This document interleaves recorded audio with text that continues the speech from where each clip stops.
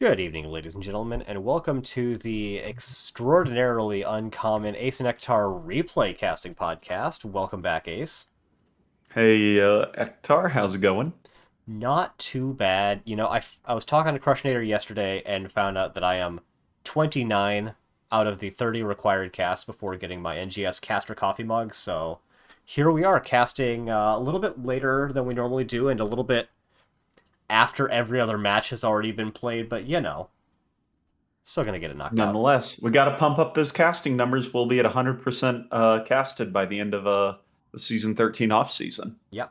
This is one of the only playoff matches that has been cast as well. I saw Bahamut, I believe, cast at least one, if not both, of the waiting till 10 matches that hadn't gone cast. So I think this might get us, fingers crossed, all the way up to 100% total casted, if not live casted. And as best as I was able to do without spoiling myself for the results of this match, I did pull up the map bans.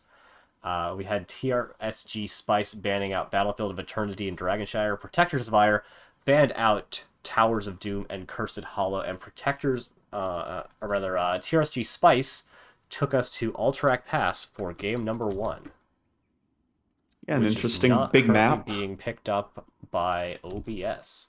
Yeah, I think you Interesting. have to actually There we recapture go. heroes. Yeah. There we go. So, Alterac, obviously, one of the big maps of our season 13 map pool. And, it's an interesting map just to see what the teams uh, opt to go for, whether it's large macro strategies or objective stall or direct team fight.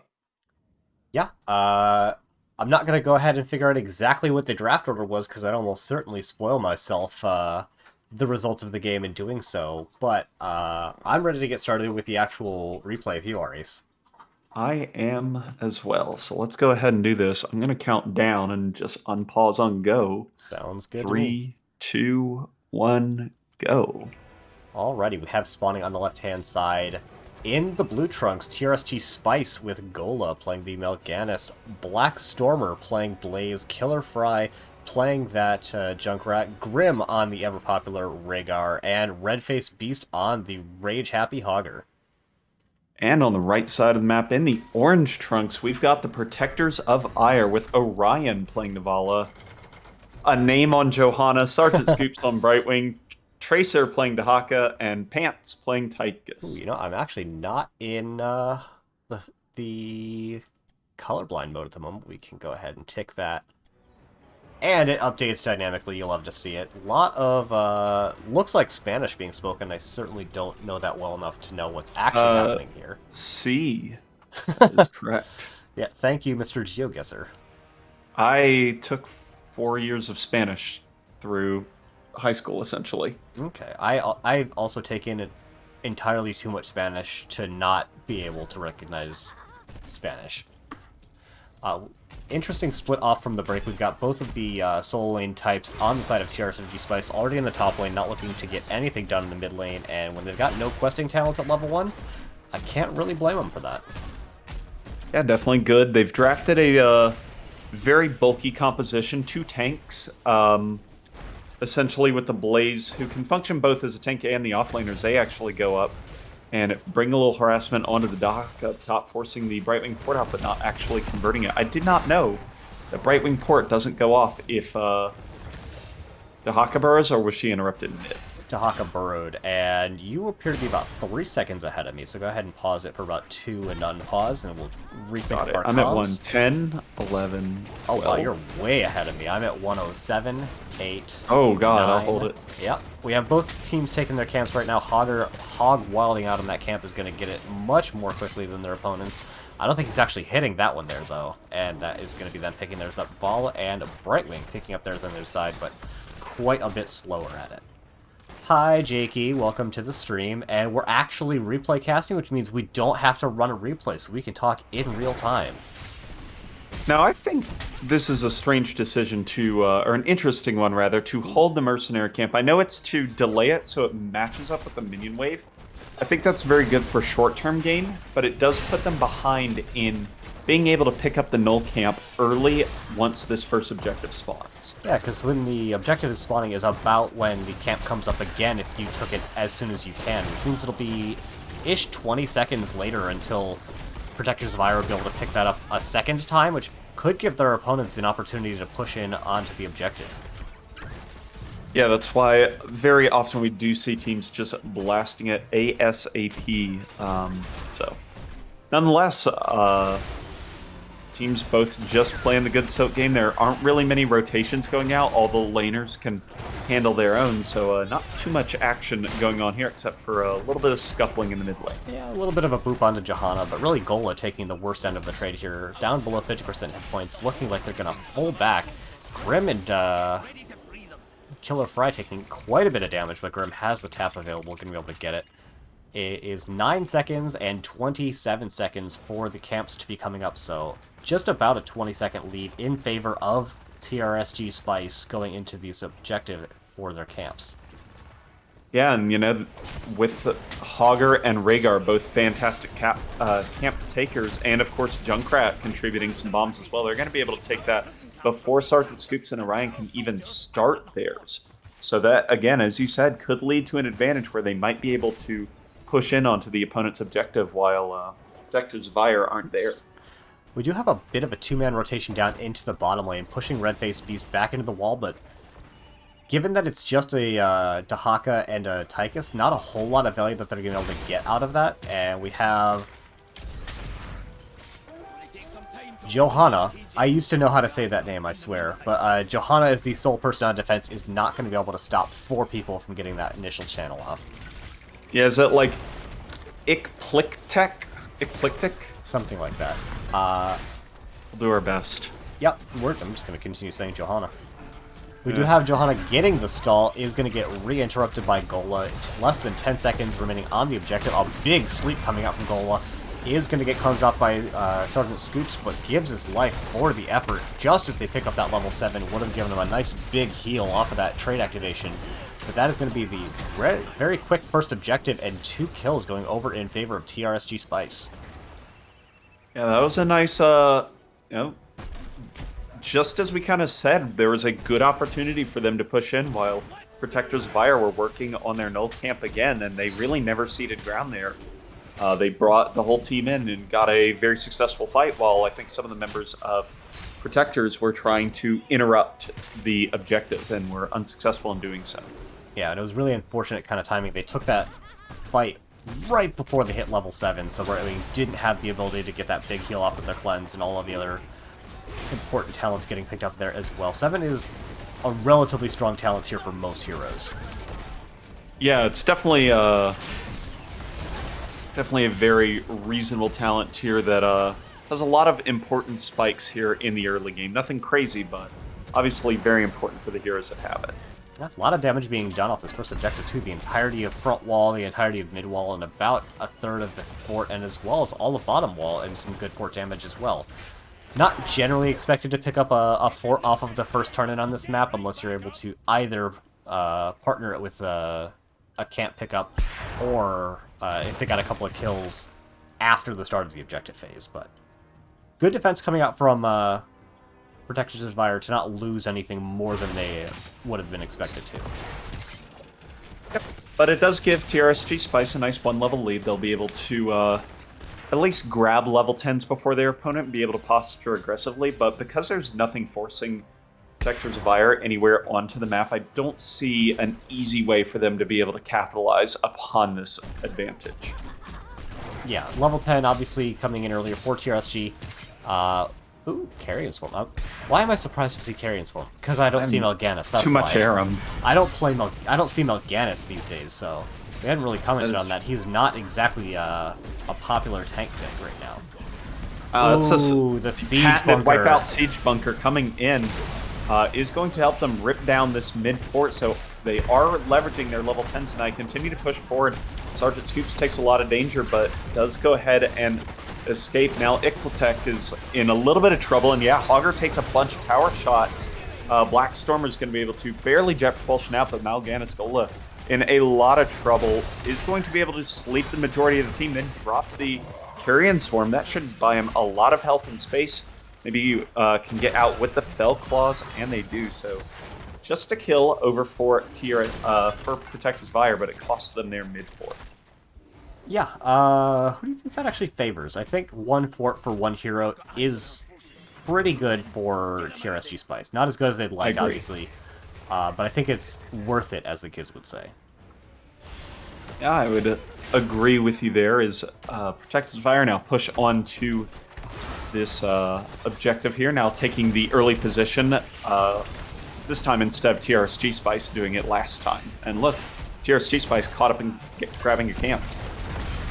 Yeah, pretty much exactly the opposite of what we saw on the previous side, although we have people here a lot quicker for TRSG Spice, and they're really looking to make this a 5 versus 5 defense. We do have the Odin getting popped, but almost immediately put to sleep. Really nicely done by Gola.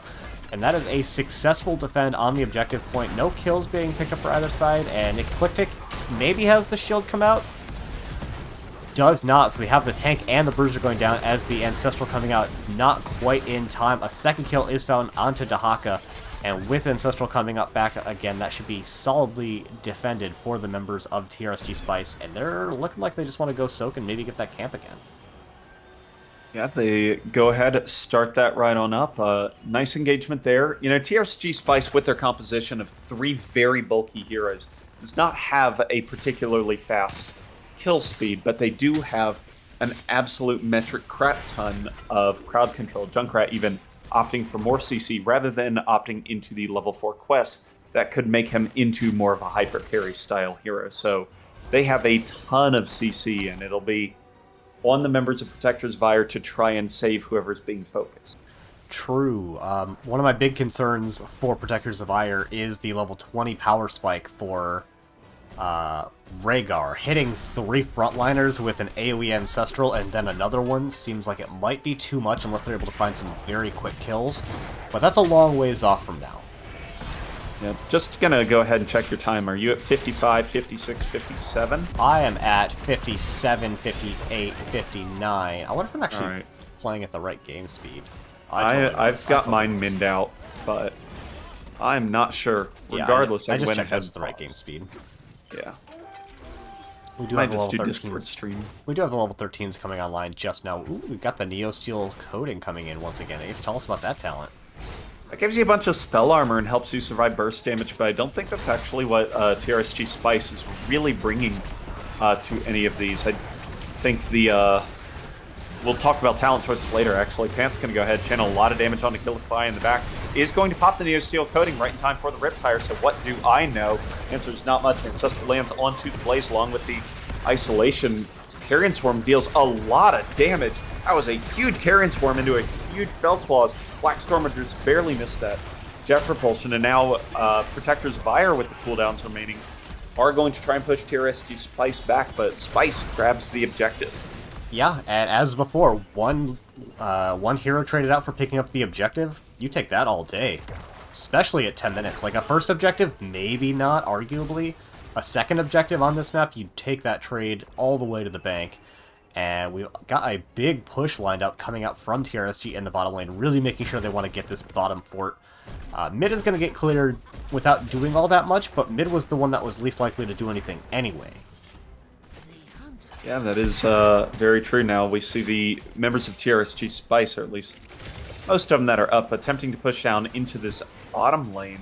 They're actually going to go ahead and back on up as the middle one got cleaned out and the rotation came through, so not a whole lot to be found here. Black Stormer and the cavalry up top maybe looking to grab a fort, and they're going to back off, and I saw some pings on that northern boss, so I can only figure that's where TRSG Spice are going next. Where they're going next is straight towards Tracer, aka Dahaka, who is going to get a nice heal from Sergeant Scoops, but he puts himself into danger once again. No one to blink heal to, and that is going to be Brightwing making the noblest of sacrifices to save their Bruiser player. Does Dahaka have the ability to dig out? Well, even if he doesn't, he's got the enhanced agility, going to get him all the way into Hogger, actually, who's going to start chasing him down. Yep, but now that the cavalry has been cleaned up, it is boss o'clock here for TRSG Spice. Hogger, though, split out, who is a decent amount of camp damage. The double global from Protector's Fire could do something about this if they kind of sniff it out, but it does not appear like they are opting to make the play happen. I'm not sure if they're unaware of the boss call. I feel like they probably are, but didn't feel like they wanted to take that even of a team fight, especially given that they would have had Dahaka split out. He needed to back, realistically, after that chase. Maybe just not feeling confident in their ability to make that defense happen, and we have a boss-to-boss play coming up from TRSG, and it doesn't look like the members of Protectors of Fire are really setting themselves up to defend this second boss. Yeah, and that's fine. That just means the first boss doesn't do a whole lot of anything. I mean, it might get the front gate, and that's about it. But with Tychus and Vala, there's going to be plenty of damage to handle. Yeah. So the second boss is really the important one. I'm quite surprised TRSG didn't try to actually push with the earlier objective and ensure this fort. They ceded position on it almost immediately and allowed Protectors of Fire to save this fort in what I felt should have been pretty much an unsavable position. Certainly the same will not be set up as boss here. Yeah. It would have been even unless Dahaka dug down.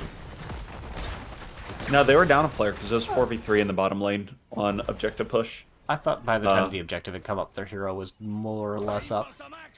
Yeah, it was about 8 seconds behind, so regardless, neither here nor there, 3 forts down on the side of the Protectors of Fire, none down or even damaged for the sides of TRSG Spice. You love to see that that minion clumping for Blackstormer to get the channel there. Nice maneuver. Speaking of maneuvers, a big stun coming out from Hogger, but he is going to get blown the heck up for his insolence. A huge sleep coming out from Mal'Ganis into a big Riptide. Going to find the first counter kill, followed by the second into the Tychus there. A big jet propulsion is going to find the Johanna, and Tracer and Orion are going to have to run tails between their legs.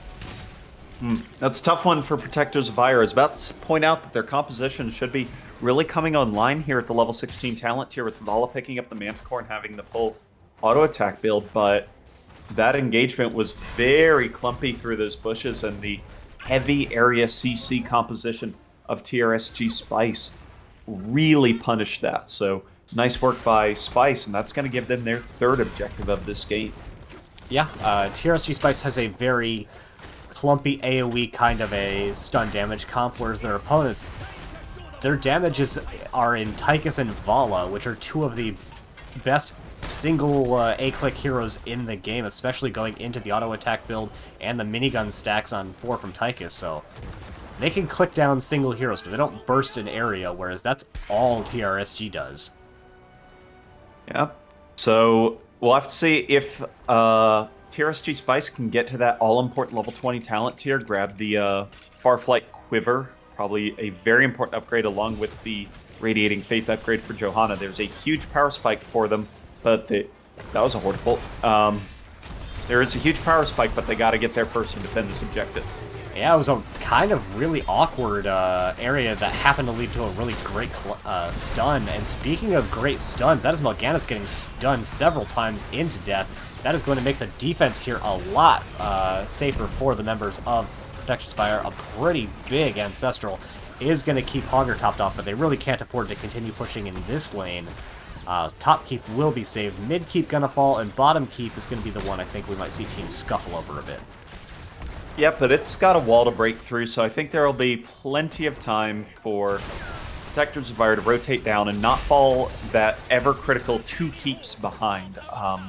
1 keep is infinitely defendable by the core, and it's very hard to end off of, but 2 is a danger mark. Ooh, Tracer with a nice fast brush stalker is stalling out Killer Fry. Now Iquitech and Pants are rotating down. That is a great find by Tracer. That was a huge amount of damage from the bombs, but it does not matter as Blaze goes down as well trying to save his comrade, and that is 2 very quick counter kills for Protectors of Aiur. Who needs the objective to take buildings when you could just kill heroes and then take buildings? Really interesting invade actually coming out from the members of TRSG. Not quite getting, I think, the initial setup that Hogger was looking for, but is going to find it after a few seconds. We can see Protectors of Aiur are pretty much running straight for that camp, but it is still going to be stolen away by TRSG Spice.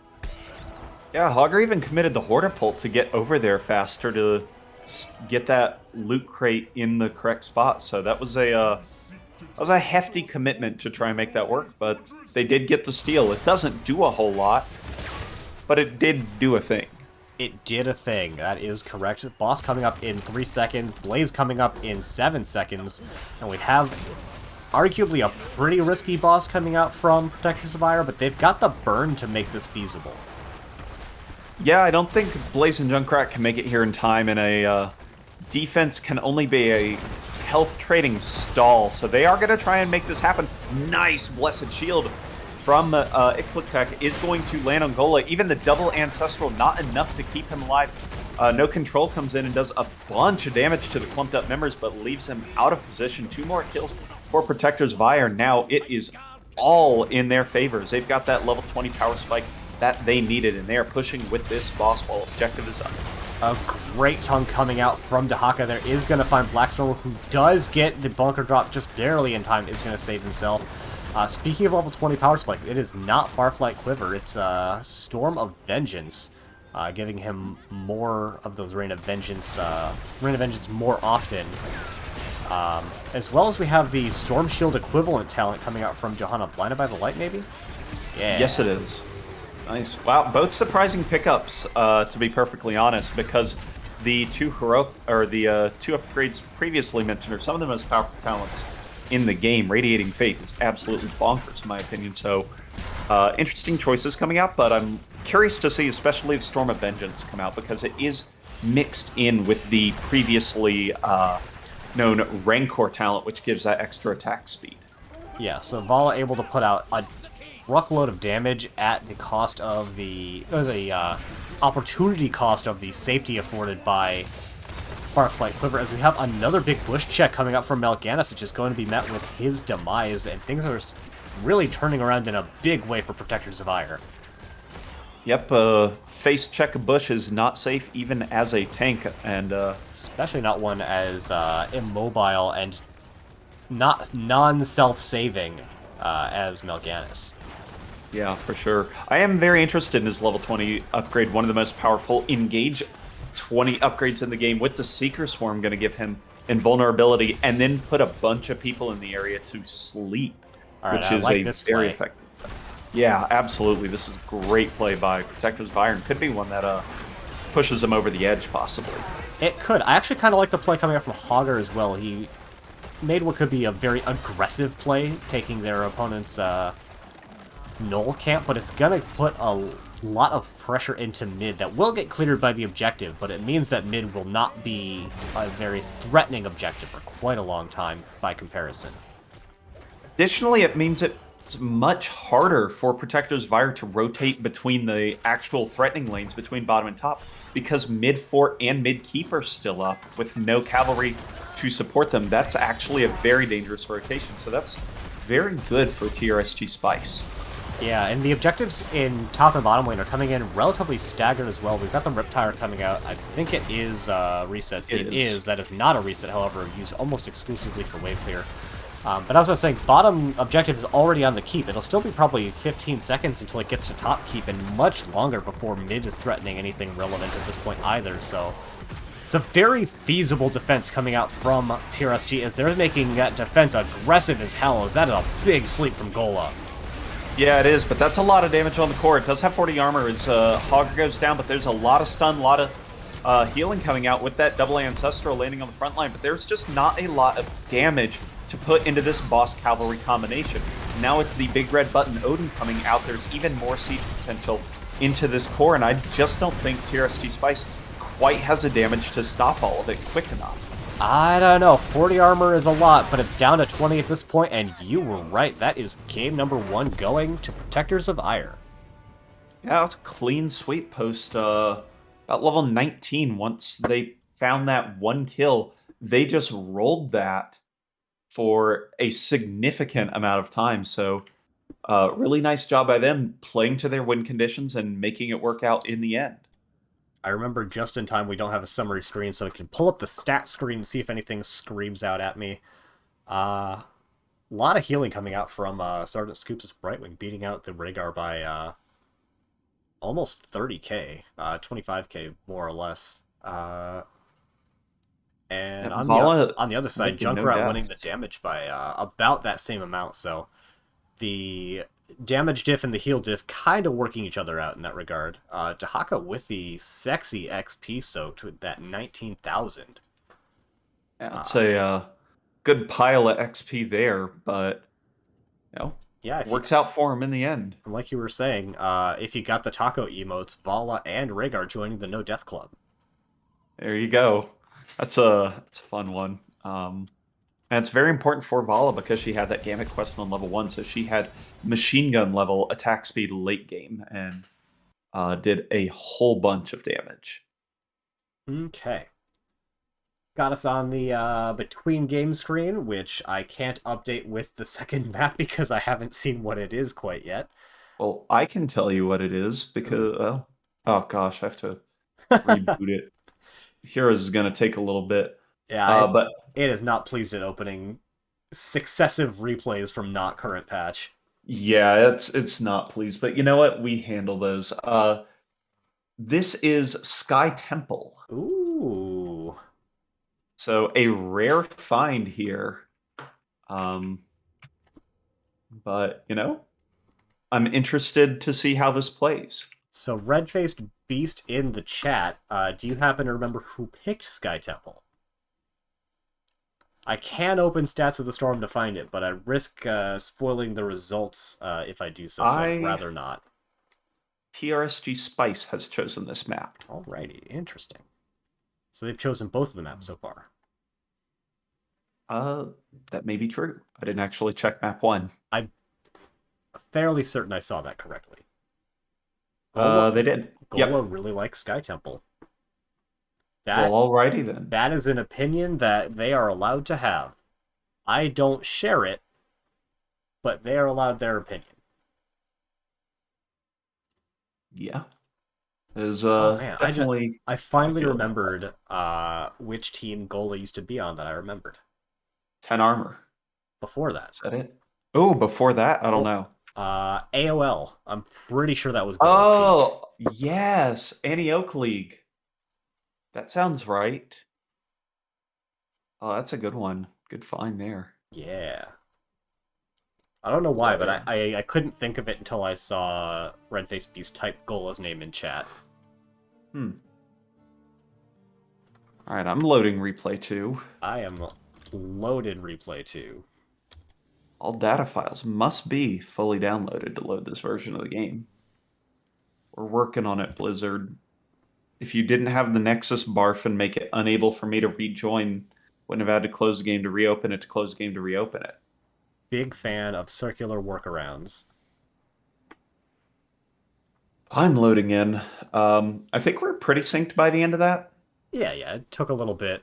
Probably partially Discord delay, partially... There was a bit of a hiccup with my game actually starting. I think our zeros are different as well. Maybe Aliobs has a difference, so maybe we sync on -30. That'd be strange.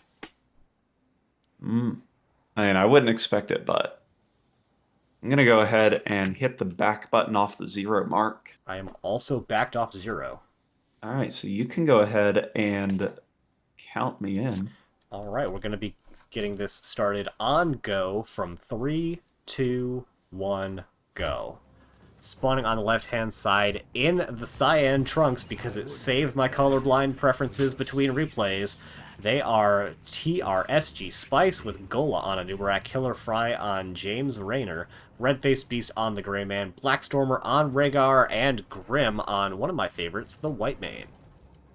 All right, on the right side of the map, in the orange trunks, we have Protectors of Aiur up 1-0 in this series, with Brightwing being played by Sergeant Scoops, Ikplitek on the Johanna again, Blaze now being played by Tracer, Orion on Sylvanas, and Pants moving to the Li Ming. I want to check times with you. 0, 1, 2. Where are you at? 5, 6. Cool, we are good. We are good to go then. Approximately good to go, minus Discord delay. We've got some a Nubarak cheese coming out in the bottom lane from TRSG. Yeah, Beetles are effective at doing that, so I like this play a lot. Actually, Sylv team getting cheesed upon, and Sylv actually got tongued by Blackstormer in the middle, so nice job. They got a full top tower off of that. Yeah. Ace, get out of the hole. Ah, it's a Jim Raynor talent joke. It sure is, as we got a big double stun coming out, and James Raynor gonna find some damage, and ultimately they're gonna get the kill onto Sylvanas much earlier than the first kill in the previous game, and they're just gonna go back to Beetle Cheese. Yeah, I mean, they can keep running it down. They've got huge potential siege damage with Greymane and Jim Raynor, although Greymane just waiting out this camp. I mean, it's what he does, honestly. Camps, camps, camps. We're going to go take some camps. Being that camp aggressive, they are going to lose out on a bit of that mid-soak. Gola anchoring that position instead of wandering up into the top lane. Couldn't have known that the other team wasn't invading, so you had to do it, but probably someone could have grabbed it. Yeah, I would like to see it again. Those little globes, the most important thing in the entire game. Yeah, it's like literally the last sliver of core HP, followed by XP globes in order of importance. Yep, pretty much. XP globes are love, XP globes are life. And so is the last single hit point of the core. Yep. We have camps being taken by both sides in the Bruiser variety as well. Much quicker for the side of TRSG, and they're able to pick up that little bit of soak that was left against the wall. Gola has sniffed this out, and this is aggressive as hell. He does check it, sees only 2 people around it. The rest of Protectors of Aiur are rotating in. Gola commits. They are in on this camp, but Gola is on an island and is about to get voted off, as it were. Has spoken, and he goes down. However, lest it not be for the idol, they will go ahead and get a counter kill onto Sergeant Scoop's. Pants now in a bunch of trouble. Grim in a bunch of trouble. Everybody's going in on this. Orion haunting waves over. That's going to be his demise. Tracer going in at the end. This is 3 kills, I believe, for their team name, TRSG Spice. And 1 for Protectors of Aiur. 2. Oh man, that 2. I don't. You ever see a play and think that's not worth it for either team? Because that's kind of how I feel of the after that all is said and done there. That's hilarious. Yeah, exactly how I feel about that. But nonetheless, it started us off with a little bit of spice to start game number 2 here, and I like it. It really did. Everyone's eyes are going to be glowing blue by the time this game is over. Alright, we have the first objective phase coming up, and both teams just kind of doing the gentleman's handshake. We're each going to take one, and we're not going to mess with each other too hard. I think this slightly favors TRSG, as they have more people split out to lane soaking right now. They got Gola soaking top. Blaze finally getting some soak in the mid, but if TRSG are able to identify this and get someone down to the bottom lane, I think they'll be in a great spot. I would love to see Orion and the rest of Protectors of Aiur pushing with that Sylph trait. They can see everybody on the map.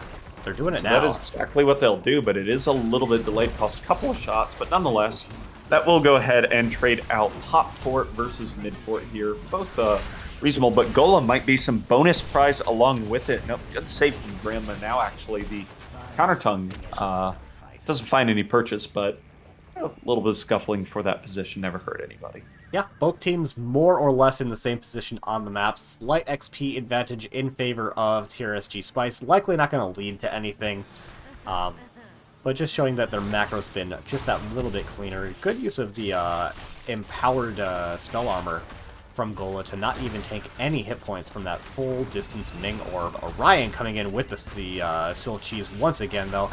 Probably hadn't identified that their opponents were on the camp, just pushing the button because it was on cooldown, but, you know, finding value where they can. Yeah, Ryan, though, steps too close to the gate and does take almost all the health bar. Sergeant Scoop said it's a risky port just standing there in the middle of 5 enemies. I am absolutely shocked that that was not interrupted, and he goes ahead and gets right on out of there, so... and now, with 5 people here in the bottom lane, TRSG Spice is trying to push in, but they are missing soak in the other lanes where Blaze is gobbling up all those juicy XP globes. Yeah, doing God's work right now, keeping them in the game from an XP perspective, as their opponents were up about a half a level. That's begun to shrunk somewhat as Blaze has been picking up the XP. There is a camp invade coming in. Blaze is here to try and make a fight of this, but the camp is going to be taken before he gets here and able to make a fight of things. Pants in a bit of a rough spot. Gotta find some nice damage on Jim Raynor, though. Gola taking a ton of damage this game as well.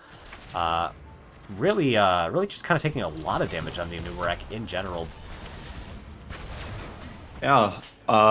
Looking at the XP soaked now, just kind of hitting that tab menu because I can't do fancy Aliob stuff. We do see Blaze with about a 1500 XP lead over the Dahaka, although that will close as Dahaka soaks up the top lane. But nonetheless, if you are the team that's being pushed against and you can defend as 4 with your structures and other defenders' advantages, and then have your 5th out soaking, you can gain huge macro leads doing that basically at any time.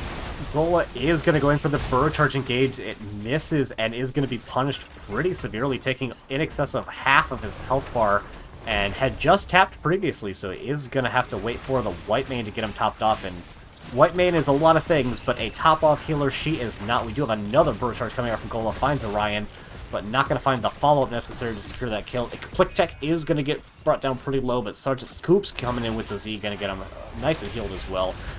Level 10's coming in for TRSG Spice, but the aggression is coming in from Protectors of Aiur, but not punished too significantly, considering they're still not at their own heroic talent tier.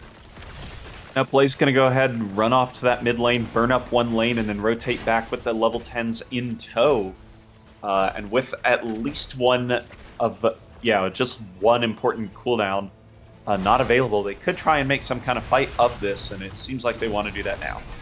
They do, and they're going to find a big stun into huge fiery damage from the Tracer and the Click Tech, not actually leading to any kills, though, as White Mane popping the ult that I never take, Scarlet Aegis, giving all of that armor and healing. Really nice counterplay coming out from TRSG Spice, but a Nubarak is going to be taken out, and Red Face Beast is brought low as well. Yeah, that is not quite enough of White Mane's efforts, although a great attempt. Now, Ektar doesn't say it on the talent, but I was just wondering, Scarlet Aegis does not give Zeal, correct? It definitely does. Anything that she it does doesn't that say it. Any of her her healing abilities that heal without requiring Zeal first also apply Zeal. Okay, that's what I thought, but I was concerned I didn't read it on the talent, so good to have that clarified, as that allows her to put out a ton of healing. Yes, and it doesn't require positioning from the enemy team to allow it to happen to quite the same degree. But as well, but and I think ceiling is lower. True, but I think very relevant for that previous engage. 40 armor is a lot of armor. It sure is. That can mitigate the initial burst, whereas the ultimate kind of just was it Reckoning? Divine Reckoning. Yeah. Can really turn a fight, but it takes a little bit of time to get those heal ticks up. Absolutely, and I think really the burst prevention is really what they needed there. As a lot of the threat was coming out from that combustion, and the timing of the armor and the timing that combustion ticks over is pretty comparable. Yep, definitely would agree with that. So, both teams now in a fairly even spot on the map. We've got an extra fort on the map for the Protectors of Aiur in the bottom lane, albeit it might not be that way for long. Yeah. And both teams halfway to their level 13 talent tier, so looking very even right now. So could be a spicy mid to late game coming out here. Yeah, you love to see these games where both teams are taking advantages, but those advantages generally tend to work themselves out over time. We've got a top fort and a mid fort, respectively, for our teams. And no huge substantial leads, really, in any factor. 4-3 in kills, about the same XP. Just gonna see a nice, macro game, more or less. A huge unstoppable coming out from Grim there is gonna save Red Face Beast from that engagement. And that was very, very well timed there, and Tracer's actually going to be punished as a result of it. Eclitech gets a big slow onto 3, and Pants is landing some large orbs, but it's not enough to deter the offensive as Eclitech goes down. And that is 2 kills right at objective time for TRSG Spice. This could give them the separation that they need to push an actual advantage in this game. I was really hoping they were gonna 5-man rip boss and then take bottom objective. Instead, they're rotating out Blackstormer to take care of top keep, as well as Red Face Beast is going into defending in top lane. I think this is a bit of an overcommitment to defending in top lane. where they could have been getting more positive advantages elsewhere instead.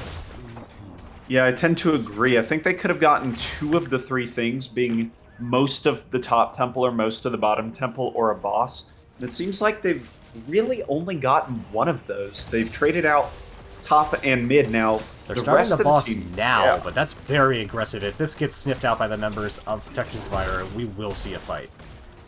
Protectors of Aiur have been very clumpy on these points, though. They've put 4 or more people on the button every single time, and I think It's been identified. TRSG Spice has identified it, but nonetheless, fight gonna break out here, Ektar. Ikplektek is going to use that Unstoppable to stand on point, but is still going to walk off, and that is going to be boss getting picked up by TRSG Spice. They did trade out their Dahaka for it, but that is absolutely worth it at this point. They're actually still on the chase here, and Ikplektek is low, but I don't think they're going to get caught here. I don't think so either, although a big throw charge from Gola covered by the boss could occur, but I don't think it is. We're going to have to see what the aggression levels are. Gola going around for a side path, but again, thinking better of it, I think, is a wise decision. That bridge is hard to push over. It is, especially with the kind of chunky AoE damage coming from Sylvanas and Li Ming. We do have Tracer stepping in, trying to make a defense here onto this camp, but missing the jet prop and looking like they're probably not going to try to make a fight here. Another big Unstoppable coming out, but the Celestial wasn't even up in time, and that is going to be Gola surviving that engage and finding the counter kill onto Li Ming and Blaze. Incredible healing coming out there to save Gola. Ikplektek and Orion on the run as well.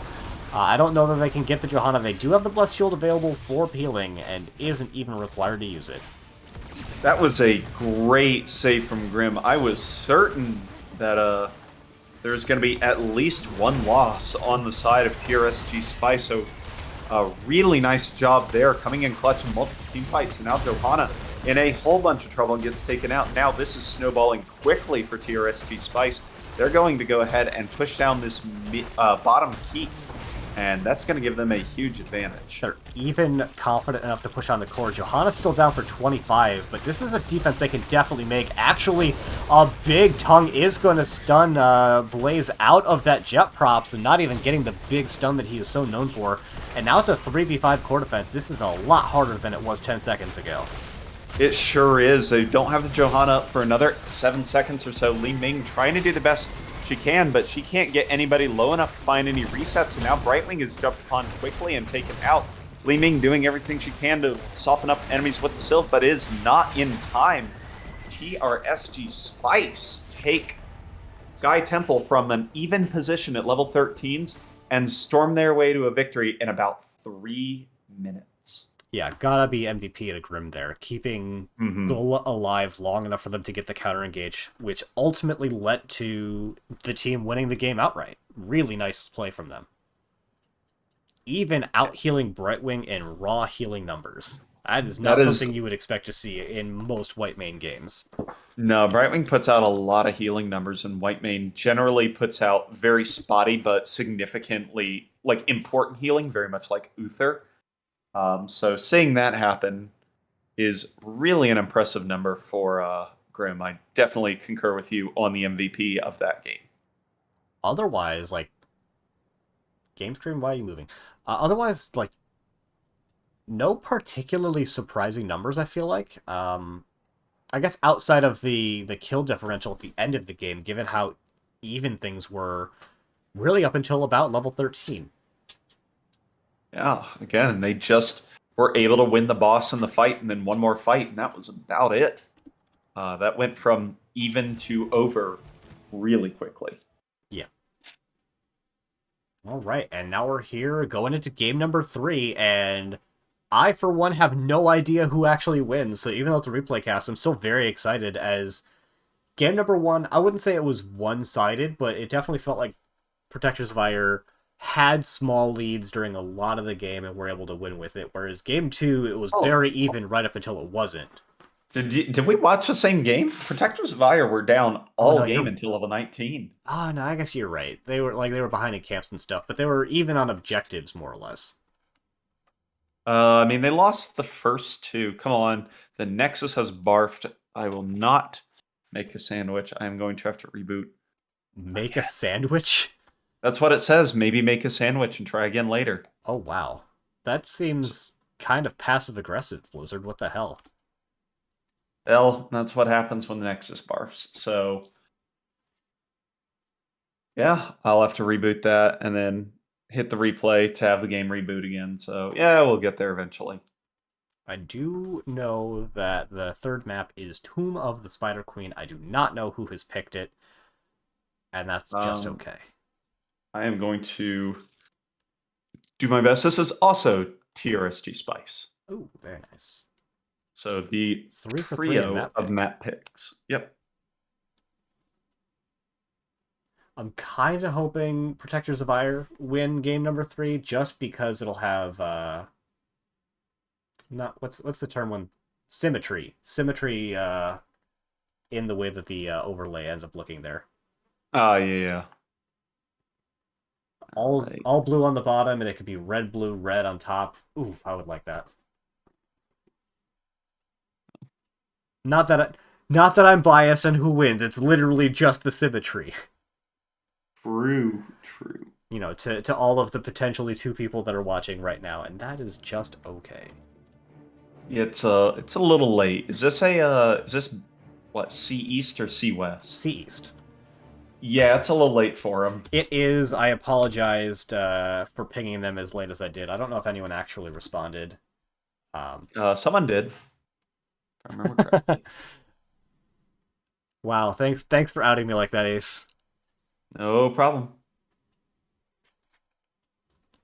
Alright, I am in the game. I am halfway through the loading bar. I am full with the loading bar. I'm pausing, hitting back, and then we can go. Count me in, because that was well timed earlier. Alright, you're going to be going on go once again. 3, 2, 1, go. Shout out to the Locust that spawns in the top and then dies immediately to towers. And now, spawning on the left-hand side in the Cyan, they are TRSG Spice with Blackstormer playing Leoric, Killerfry on James Rayner, Gola once again on Mal'Ganis, Grim playing Deckard Cain, and Redface Beast on the Kael'thas. Right on the right side of the map, in the orange trunks for the last time this evening, we've got Protectors of Aiur with Sergeant Scoops taking over the white main. We've got an Azmodan played by Orion, Pants playing the Tychus, Tracer on the Dahaka, and Iklitek on the 3 out of 3 Johanna.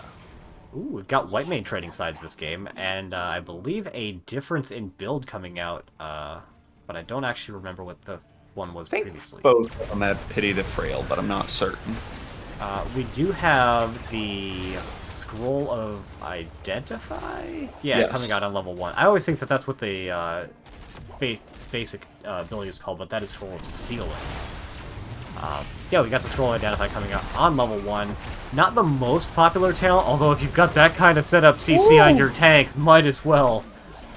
Wow, that is popular in that regard. That is a quick kill over for TRSG Spice. Tracer, what are you doing in top lane?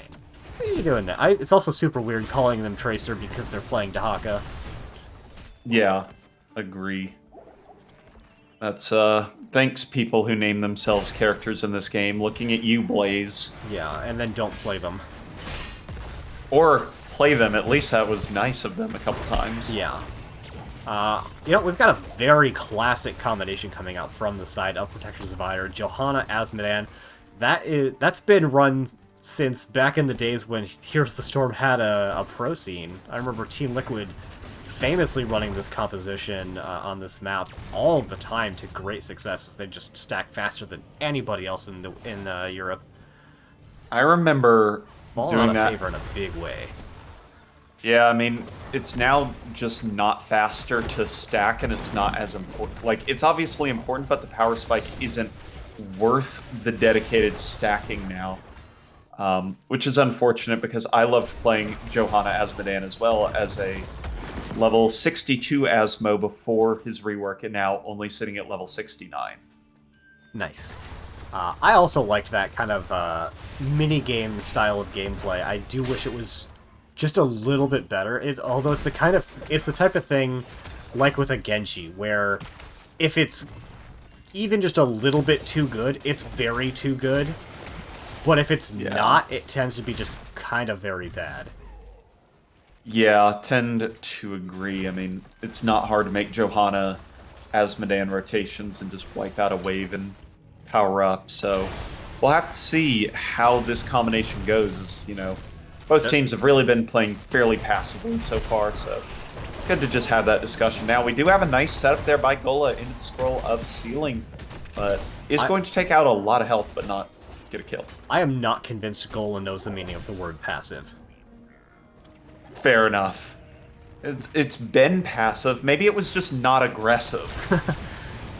That's probably more accurate. Just no opportunity for aggression yet.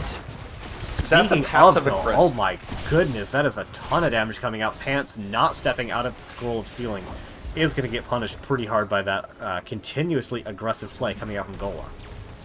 Now, is there such thing? Can you have passive-aggressive play? Can you just be like, oh, I wish we would engage already? I feel like White Mane is probably passive-aggressive. Oh, I know it. That is Anduin running into the enemy team, leap of faithing the tank in, and putting Light Bomb on them. That is the most passive-aggressive play I can think of. That's hilarious. So, with the rotations, we have a quick pickup of a White Mane. This CC combo between Gola, the Gravity Lapse from Red Face Beast, and then Grim finishing off with the Scroll of Ceiling is really doing work for securing kills or at least big damage on these heroes. So that'll give TRSG Spice a nice advantage here early on in this first Webweaver phase. Yeah, and I really don't feel like there's a ton that Protectors of Aiur can do about that that style of play outside of just don't get hit by the first ability, but that's not exactly constructive advice. Don't get hit by your opponent's abilities. Obviously, White Mane can save people with the Intercession, but cannot save herself. So really kind of difficult for PoA. Bottom lane, Blackstormer gets put down to about 250 health and almost died to a tower shot. Tracer, though, on the other end, was almost dead to any Leo smack, so that was very close offlane violence there in the bottom lane, but they both walk out with their lives. And just after that, Gola being brought down to very low hit points. I'm pretty sure if Asmodean had the 126 stacks now instead of the 110 that he had before, that was a dead Gola. Yeah, I mean, what's the scaling? It's 1 damage each, so yeah. It is, yeah. Very much could have done it. Tychus now rooted into place. Really would like... do you see the bigger they are on Tychus, which is a fun talent to go with? There's a nice drag from Tracer onto Killer Fry. That's a big pickup there. Blackstormer gets taken down very low, but does get a nice heal to stay alive. And this will give Protectors of Aiur a little bit of space now to get their first turn in. Do you remember when we were describing this game as passive? I sure don't. The first 2 to 3 minutes was relatively calm, and now teams are just running face. Yeah. But, yeah. Yeah, Gola found an enemy hero, immediately fell claws into the Johanna, followed by the sleep combo, and, it's getting some good damage done. It's hard to blame him for it if it keeps working. You and I have strange definitions of good damage and working, as I saw the most of the damage going into Gola in the end. There was a living bomb that did something. Yeah, gosh. The living bomb is the damage specifically I was referring to as having been good. Yeah. So Webweavers are here for Protectors of Aiur, as they'll go ahead and start pushing down the mid lane as a solo unit, and as a team pushing down that top lane, and Leo's already cleared out the bottom. Yeah, Gola going in for another big sleep, but they didn't have any follow-up CC come out after it, and Gola is going to die for their hubris. Yep, that is the end of that. Would have been bonus stacks back in the day for Asmodean when he didn't get it for hits, but only hero kills. Yeah, rip bonus stacks. Also, having that DOT on level 7, that was a fun one. With missile speed. I miss the days, Ektar, I miss the days. Yeah, those were the days, Ace. You are officially at least for old that enough hero. to reminisce. At least for Asmodean, they just kind of... They took away the fun, even if it was in the name of a little bit better game design. Yeah, I think in the transition from specialist to ranged assassin, they had to adjust his design principles somewhat. Blackstormer is going to be able to get on another. Gola going in basically 2v5. I think that might be a bit of an overcommitment coming out from the Milk peeling. It was peeling. It was fine. They used all the cooldowns on the Lior. Peeling 2v5. I like it. Yeah, we've seen it. I have seen worse. Tracer is looking to get on out of there. Deckard Kane actually getting very close to finishing up that Scroll of Identify. I think it finishes out at, I thought it was 30. 20, but it's actually 30. 20 was the old version. Yep, Orion actually takes a bunch of damage inside that. Does not get healed up by Sergeant Scoops, as the Emerald on level 7 was a 75% heal cut. So that was absolutely massive. Blessed Shield goes out, hits Killer Fry, and a couple others for big damage. Raynor is zoned out a little bit, but Pants, being even lower on health, can't keep him zoned out of the fight further. So that's a pickup for TRSG Spice, and they're going to get their turn in. Yeah, and there's a lot of soak to be had up here in this top lane. I will actually cry if no one comes and grabs this in the next couple of seconds. Please don't make me cry on camera. Thank you, Blackstormer. I appreciate it. Oh, he's even spooky walking over. He wants that XP, and so do I. Yeah. We are XP Addicts Anonymous over here. Yeah, nothing anonymous about it. I fully admit to my problem. Fair enough. I mean, pretty good. Mid is looking like it's going to be cleared up relatively quickly, although we have TRSG coming in to try to make an engagement happen. The sleep hits, but it is not followed up with the root slow, but the sleep instead. Sleep into sleep scoops is going to be taken down once again. Pants, the next to fall, having no healer available to keep him topped up. Grim is going to be able to escape as the dunk not going to land. And actually even save the Web Weaver here, so going to get some decent push in mid and bottom. Uncontested, top uncontested, just push, push, push all day. Now, this could be a 3-fort play. Probably only 4 people in mid with Matt Horner dealing big damage to the mid lane. They're going to go ahead and opt for the 5-man push and grab 3 forts out of that. So great position now for TRSG Spice. And I'll tell you what, this Mal'Ganis is really putting in a lot of work. We've been kind of goofing off with the aggression levels, but if Johanna just uses her Condemn a little bit too early, there's nothing stopping Gola from causing havoc in the backline between the Whitemane and the Tychus and the Azimuth. There's just nothing to stop him. We see the pings coming out, but Ecliptech does make the prudent play of hitting a flashlight. Does pop the Unstoppable, but does it have the Falling Sword to get them on out of there? Is very low and going to be the first to fall here as the chase continues on to Sergeant Scoops and Orion. I don't know if he has the Fell Claw. He does have the Fell Claws available, but no additional sleep going to find Sergeant Scoops, but that does mean almost certainly a turnaround and finishing the boss they were baiting in the first place. 32 gems lost in that scuffle as well. Don't worry, nobody saw that. Nope. So, big loss there. More important than the XP or map control or anything is the fact that 32 gems are gone. Protector's Fire would have had a turn-in, but now just barely over halfway there. Yeah, their only kind of real saving grace at this point is that there's not a turn-in coming in conjunction with this boss play. That would have been potentially game-threatening, even at this early phase of the game.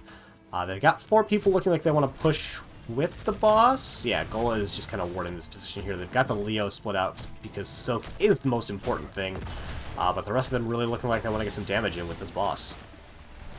And they do seem to be ready to do that. We'll see if the Odin gets popped here in just a second as Pants goes ahead, gets forced out a little bit, and goes ahead and taps. Even talent here, so it's not exactly an amazing fight, and Dahaka can come in and burrow behind this. There's a nice push for him to do so if they choose to make that call, but instead he's just biding his time down here in the bottom lane. Yeah, just kind of literally just waiting out of vision, waiting so he can get the rest of that XP from the bottom lane, and also not showing for their opponent's potential gank attempt, as they were off map for long enough that they could have been threatening him if they were making a beeline, but just kind of making another relatively passive play themselves. Yeah. We do have the Ominous Wraith into Royal Focus, the 2 paired talents here on 13 and 16 from the Leoric, so we do have the damage reduction. Not particularly effective against the Tychus, but can do good work against the Asmodan, who is almost stacked up. Yeah, stacking about on pace where you would want to be. Could always be a little bit faster, but, you know, at a very respectable pace. Will definitely be finished with stacks before level 20. Yeah, well, should be done by about level 16. Gonna pick up that all-important percent damage more than likely, but in the meantime, TRSG Spice is going to go ahead and grab a turn-in and then play aggressively and try and push them out, and they'll successfully force Protector's Fire behind their own gate as the Web Weavers go ahead and land it. Yeah, and there's still no 16 quite yet for the members of Protectors of Aiur, so they can't realistically step up here to try and get some damage. Taking a good little bit of damage off of the Ignite there, his pants, and the Click-Tech going to find a nice Kin down, but takes more damage than the team is even putting out for it. But it does buy them space to potentially get a lot of clear onto the Web Weaver, but Pants very chunked off of the Entomb damage there. Sergeant Scoops, though, with a very, very good Divine Reckoning, is going to keep him alive even through that 75% heal cut. Gola gets dunked from downtown. I don't know why it's dunked, but nonetheless, he's dunked. That's a bonus kill for the Asmo. Love that playstyle from the olden days. Appealing to the heroes boomer that I am. Yeah, and they're even going to save all of their keeps here. They've got turn-in available. Unfortunately, nothing else that they can pick up right now to go with that turn-in. As their Bruiser Camp is still down for 40, boss down for almost 2 minutes now, but I like that they're delaying a little bit, pushing their lanes out so that the Web Weavers spawn out a little bit farther first. Yeah, I'd love to see them make a beeline to try and clear up at least one of these waves, if not a second They have wave in Asmodan. They don't need to leave top lane to clear mid. I mean, they're pushing a little far out of range, if you ask me, but... I mean, their Melganis is still dead. Yeah, that's true, and they could make a good use out of this time, but we'll have to see what kind of damage they can do. This is very important for getting them back into the game here, as they need to find some pretty severe damage. It's interesting. They're actually kind of not getting any value out of their Web Weavers. They killed both top and mid before the Web Weavers even spawned in the respective lanes. Bottom lane is the only place where they're going to get really good value out of the Web Weaver pushing itself. The rest of it is almost just kind of a time buffer. Protectors of TRSG Spice had to clear out in top, which bought time for PoA to get damage mid, and then they had to clear mid, which gives them time to push bottom, and that will even up the fort count, but almost more by virtue of getting the kill onto Gola than actually getting the turn-in. Yeah, I tend to agree with you. I would like that. I think that could have been managed just slightly better, but nonetheless, it gets them right back into this game. Much more on even footing. Going into the next kind of later laning phase. We've got both teams about 25, 30 gems off of a turn-in. And it looks like Gola and the rest of the team really looking for a little bit of fun, and Killer Fry finds it in the form of a dunk, and that's going to force them right on back. Thank you, Raka, for the raid with a party of 7. We're in game number 3 of the replay cast of TRSG Spice versus Protectors of Aiur. And that's as much This is as so we're gonna Aiur about can the get his previous mug. games. Yeah, it's so I can get the mug. I'm 1 game off of my caster copy mug. Gola coming in for another aggressive engage is going to pop the Carrion Swarm to keep themselves nice and topped off. Tychus is brought very low. Whitemane actually the first to fall, however, keeping Tychus topped up during most of that with the Divine Reckoning, but not going to be able to keep themselves alive, and we've got the boss pings coming out, presumably from the blue team. Yep, and they have free reign to do so with a pair of kills here. There's just no real threat, so it's going to be up to Protectors of Aiur to make a solid defense. This top lane is already battered and bruised from previous Web Weavers and from the previous boss, so this could be a very threatening position here.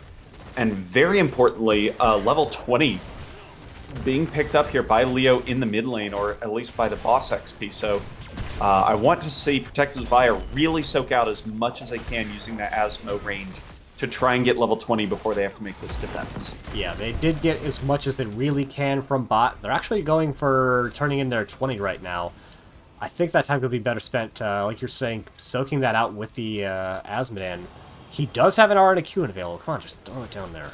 You need to throw that mid. That's a huge portion towards that level 20 that I don't want to overstate the importance of getting that level 20 in this scenario. They are not with the level 20 upgrades for their heroes, and that is so important when you have to deal with things like Buried Alive and Respect the Elderly. Yeah, and the Carrion Swarm upgrade as well. The Seeker Swarm is gigantic. We do have the Silence Entomb coming out. Actually kind of getting punished by grouping by that big dump from Asban. Tracer is down at about half hit points. Gola is going to get a huge Carrion Swarm and put several members to sleep. Pan's in a very rough spot, getting all of the respect from that Deckard Cain. Is going to be the first to fall here, and the core is starting to drop fast.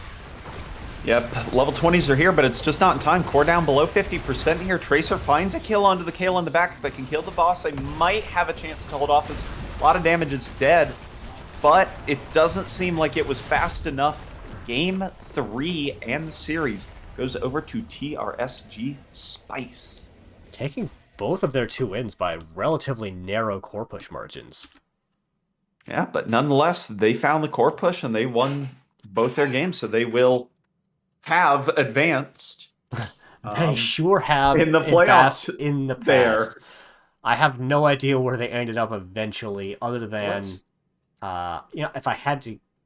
if I remember correctly, this was the semifinals match. No, this is the original round of 8 match. This is the quarterfinals match. So this is Spice, the 4 seed, against Protectors of Aiur, the 5 seed. Ooh, you love to see an even match out of those teams.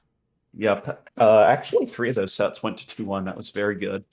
And then TRSG Spice ends up getting 2-0'd by Die for Vision on their unstoppable run to win the entire division. So yep. They unfortunately just fell into the wrong side of the bracket, but nonetheless got their nice win here. So good for them. Yeah, I think that is just about going to do it for us tonight. Bring us back to the Between the Game screen to see that we do not, in fact, get Synergy. Big Sag. Symmetry? What did I say? Synergy? Damn it, I almost said it earlier, and I had to actively not say it, but then I failed to not say it a second time. Is anyone notable streaming right now? Specifically in the Heroes of the Storm category. Cricket.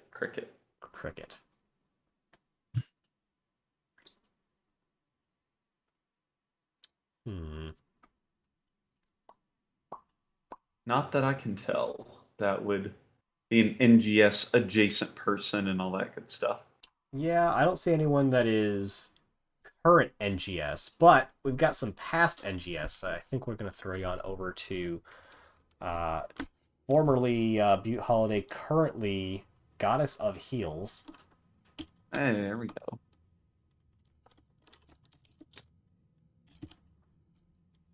There are way too many usernames that start with Goddess in the search menu that are live right now. We're going to send you over to the only one streaming. Here's the Storm, Goddess of Heals. I think I actually just saw her recently rejoin the NGS Discord, so you'll love to see that. Yeah. Big fan, right, so. Well, thank you for coming out, everybody. Congratulations once again to TRSG Spice for their, in the past, 2-1 victory. And thank you, Protectors of Aiur, for putting on a really entertaining series as well. Thank you, Ace, for coming in. Thank you, and congrats Raka, to for Ektar. redeeming absolutely nothing. And yeah, congrats to me for 30 total NGS casts since we started the caster reward program. Let me get this guy reported, and then I'm going to start sliding into Crush's DMs at the earliest opportunity. And I'd have so many if we counted the first couple seasons. I know you would. You were casting all the time back then. I sure was.